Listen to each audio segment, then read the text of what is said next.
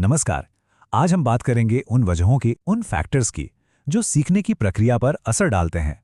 हम सबने देखा है कि एक ही क्लास में कुछ स्टूडेंट्स बहुत जल्दी सीख जाते हैं, जबकि कुछ को थोड़ी मुश्किल होती है। तो आज हम इन्हीं फैक्टर्स को एक-एक करके समझेंगे। तो ये एक बहुत ही ज़रूरी सवाल है ना? कि आखिर ऐसा होता क्यों है?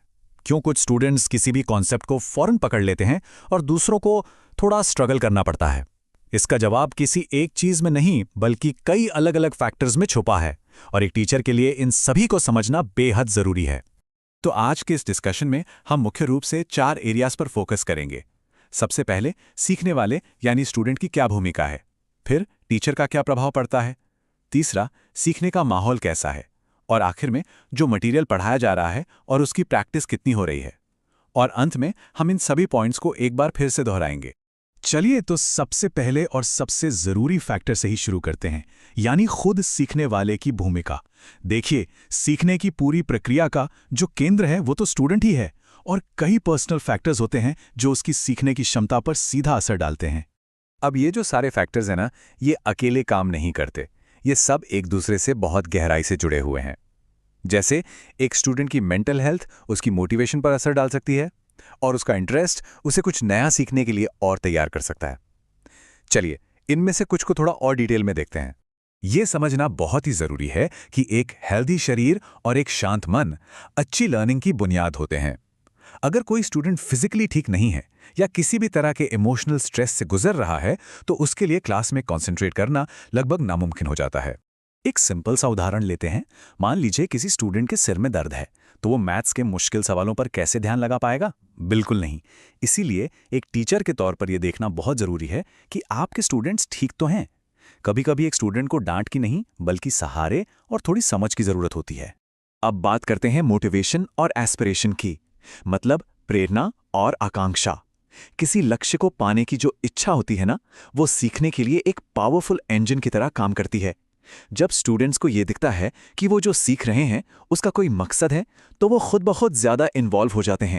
जैसे जो स्टूडेंट इंजीनियर बनना चाहता है, जाहिर है वो साइंस और मैथ्स की क्लास में ज्यादा मोटिवेटेड महसूस करेगा। तो यहाँ टीचर का रोल ये बन जाता है कि वो लेसन को स्टूडेंट्स के फ्यूचर गोल्स और असल दुनिया से जोड़कर दिखाएं। इससे उनकी अंदरूनी प्रेरणा यानी इंट्रिंसिक मोटिवेशन बढ़ती है। अगला जरूरी पॉइंट है रेडीनेस और विल पावर, यानी सीखने के लिए तत्परता और इच्छा शक्ति। देखिए, लर्निंग सबसे ज्यादा असरदार तभी होती है जब स्टूडेंट मेंटली तैयार हो और खुद सीखना चाहता हो। किसी ऐसे स्टूडेंट पर कोई टॉपिक जबरदस्ती थोपना जो अभी तैयार नहीं है, उसका कोई फायदा नहीं होता। इसका एक बहुत ही क्लासिक उदाहरण है।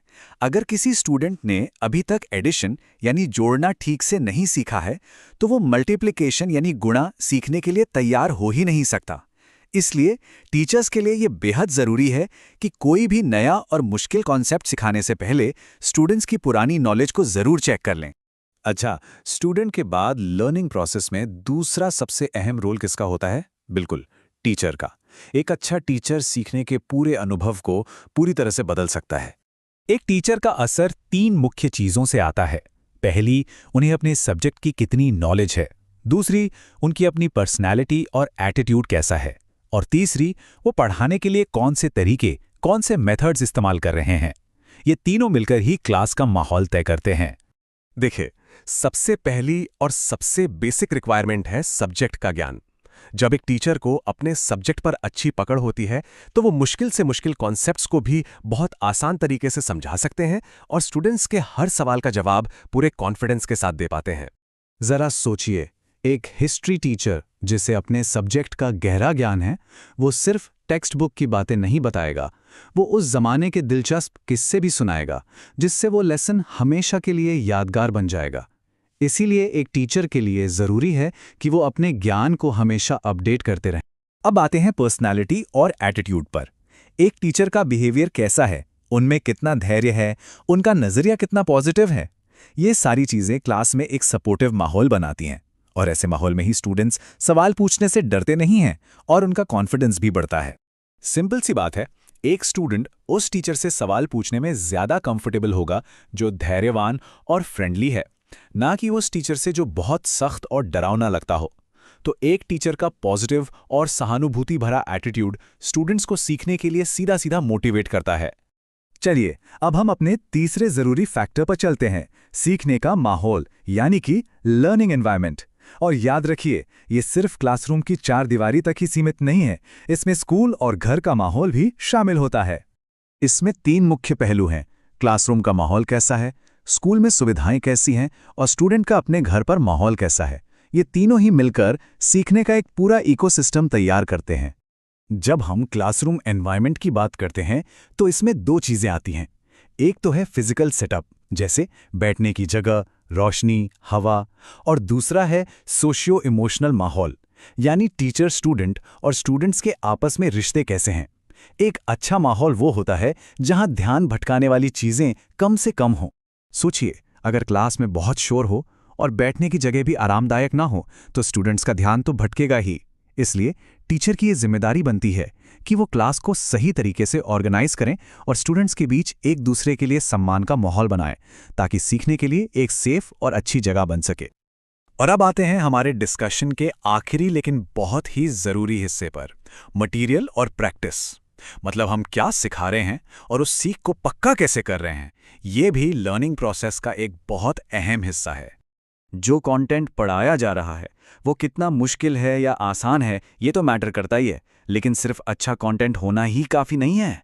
असली और मीनिंगफुल लर्निंग के लिए रेगुलर प्रैक्टिस, दोहराव और सबसे ज़रूरी टाइम पर फीडबैक मिलना भी उतना ही ज़रूरी है। जैसे मान लीजिए कोई नई भाषा सीखनी है तो सिर्फ शब्द रट लेने से काम नहीं चलेगा, है ना? उसे बोलने और लिखने की रेगुलर प्रैक्टिस करनी ही पड़ेगी। यही एक्टिव प्रैक्टिस लर्निंग को लॉन्ग टर्म बनाती है। इसलिए टीचर्स को ऐसा कंटेंट डिजाइन करना चाहिए जो स्टूडेंट्स के लेवल का हो और उन्हें प्रैक्टिस के भरपूर मौके भी मिले। तो चलिए फटाफट से एक रिकैप कर लेते हैं कि हमने आज कौन कौन से मुख्य बिंदु समझे हैं। तो हमने देखा कि सीखने को प्रभावित करने वाले 4 मेन पिलर्स हैं। पहला, स्टूडेंट से जुड़े फैक्टर्स जैसे उसकी हेल्थ और मोटिवेशन। दूसरा, टीचर से जुड़े फैक्टर्स जैसे सब्जेक्ट नॉलेज और पर्सनैलिटी। तीसरा, माहौल से जुड़े फैक्टर्स जैसे क्लासरूम और घर का माहौल। और चौथा, मटेरियल से जुड़े फैक्टर्स यानी कंटेंट कैसा है और उसकी प्रैक्टिस कैसी हो रही है। ये सारे फैक्टर्स हमें दिखाते हैं कि एक टीचर की भूमिका कितनी बड़ी और मल्टी डायमेंशनल होती है। तो आखिर में आप सभी भावी शिक्षकों के लिए एक सवाल कि आप इन सभी फैक्टर्स का एक परफेक्ट बैलेंस कैसे बना सकते हैं ताकि आपकी क्लास का हर स्टूडेंट कामयाब हो सके। इस पर सोचिएगा जरूर।